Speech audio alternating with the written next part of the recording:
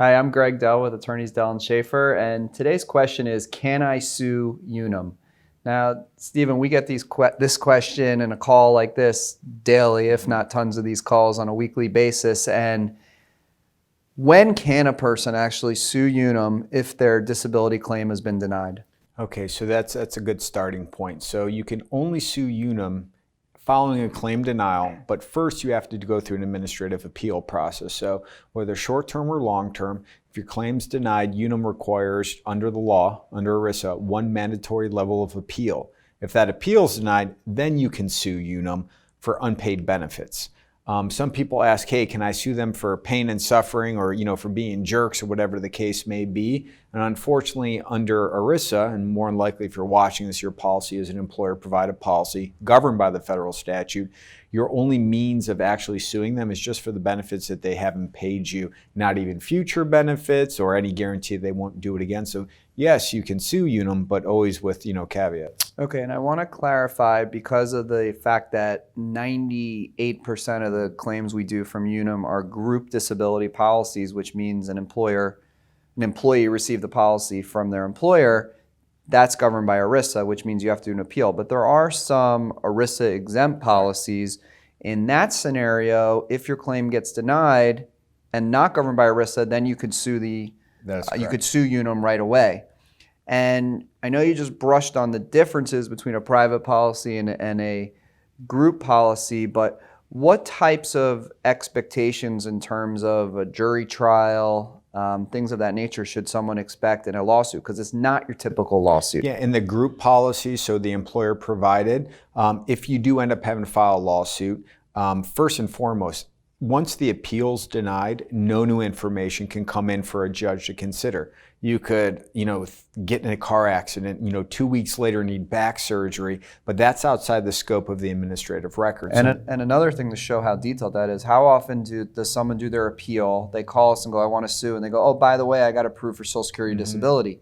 Can the judge be made aware of that? If it happened after the final denial, no. The only time a judge would be made aware is if you win your case in court, right, then for the computation of back benefits. So, after that appeal, you file a lawsuit, you go into federal court, there's no jury trials, there's no live testimony. You're not going to testify, your doctors aren't going to testify, no one from UNUM will, and a judge is just going to decide based on motions filed by attorneys. As a default, it's a two-step process. One, do they think you're disabled?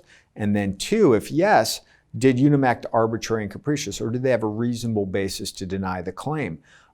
So a judge could find that, hey, I think UNUM got it wrong, but I think their review and the conclusions were reasonable. And another thing to also consider is these policies have this, discretionary language in it, and that requires that the court also defer to UNUM's interpretations of its plan provisions as opposed to what you think it should mean. So you can sue them. The risks of litigation on a UNUM group, ERISA, are much different than on a private policy. That's why if you get to the point where you're thinking about, hey, can I sue them because they denied your benefits?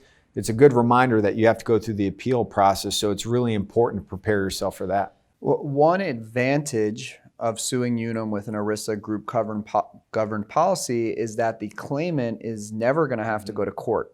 It's extremely rare because the judge isn't taking any testimony, so the claimant doesn't have to go. So once you hire our law firm, you basically, there's almost nothing for you to do. You kind of just sit back. If we need something, we'll get it from you, but there's no interrogatories, requests for productions, no deposition, usually. And no updated requests for information from UNUM. Right. So, you could even be back to work and UNUM has no idea what's going on. So that's an advantage because the process becomes very easy. A lot of people don't even want to pursue a lawsuit because they know from what they've heard from friends or people in other traditional lawsuits that it's a big annoyance, a lot of effort on that person's behalf, and that's not the case with these ERISA lawsuits. So if you have a UNUM claim that's been denied, feel free to give Stephen or myself or any of our disability lawyers a call. We will immediately want to review a copy of your denial letter, which you can email or fax to us. We'll set a phone conference with you right away, and we'll let you know immediately whether or not we can help you.